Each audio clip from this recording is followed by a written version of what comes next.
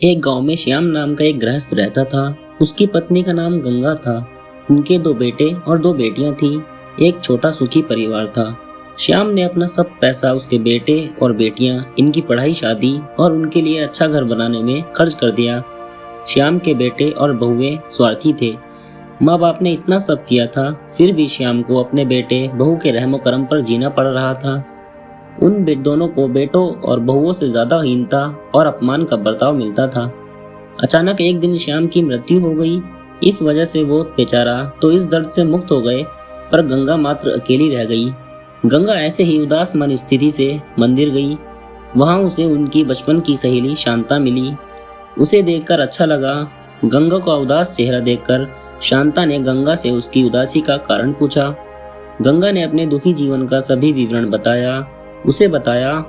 वह सब सुनकर शांता ने उसे गुप्त में कुछ तो कहा। वो सभी सुनकर गंगा को थोड़ा सा आधार मिला।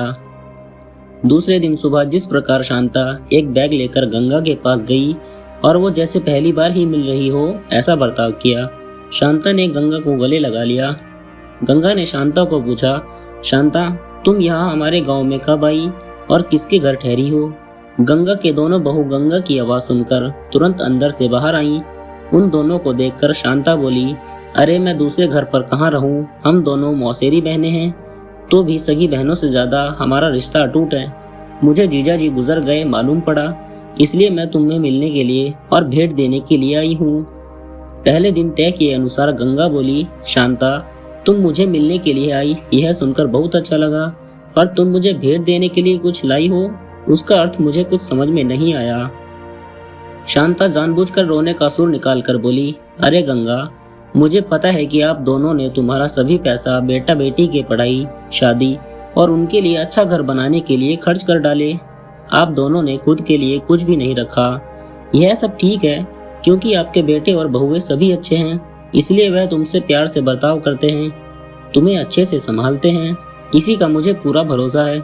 लेकिन हमारे यहाँ पर सब उल्टा है। हमारी आर्थिक परिस्थिति अच्छी होकर भी बेटे पढ़े नहीं, इस वजह से वह कोई भी उद्योग धंधा करते नहीं हैं। उनको सिर्फ बैठकर खाना आता है। अमीर हैं, इस वजह से उनकी शादी भी हो गई, परंतु उनकी पत्नियां हम दोनों को बार बार अपमान करती रहती हैं और मेरे बच्चे वह देखकर भी कुछ नहीं बोलते उन्हें।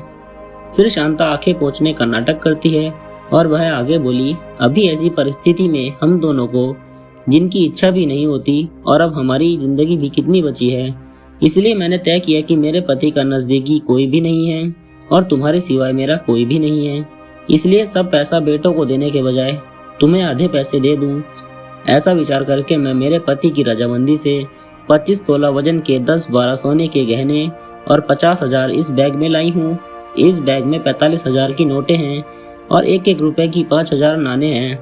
अभी तुम कुछ भी ना कहते हुए हमारा प्यार समझकर यह बैग और उसकी चाबी ले लो। मैं सिर्फ तुम्हारे पास चाय पीकर तुरंत चली जाऊंगी। शांता का यह बोलना सुनकर सास की बहन कोई सामान्य औरत नहीं है, बल्कि बहुत अमीर औरत है और धन की तिजोरी साथ लाई है।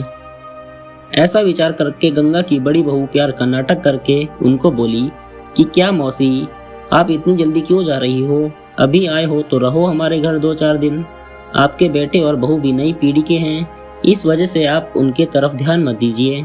आप दोनों पति पत्नी ने आपका जीवन यशस्वी किया है, वैसे ही हमें भी उस बारे में मार्गदर्शन दिया तो अच्छा होगा, और कैसे जीवन जीना है हमें भी समझा आ जाएगा।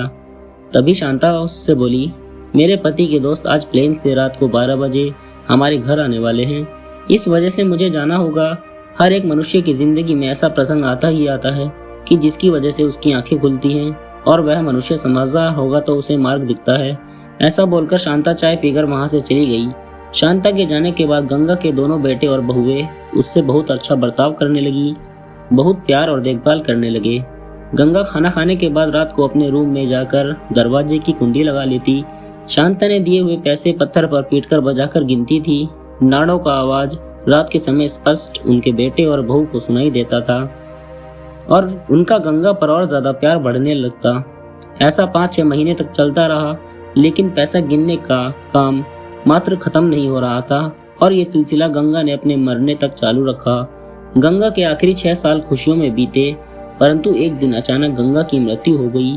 उसके जाने के बाद रिवाज और लोकलाज के लिए उसकी बहुओं ने और बेटों ने आंसू बहाए। फिर उन्होंने शमशान से आने के बाद उन्होंने तुरंत माँ के रूम में जाकर उस बैग का ताला खोला। और क्या, उन दोनों को धक्का लगा, क्योंकि उसमें सिर्फ पुराने समाचार पत्र, 4-5 वजनदार पत्थर और सिर्फ 1 रुपया था। वो रुपया भी पत्थर पर पीटने पर पूरा का पूरा खराब हो गया था।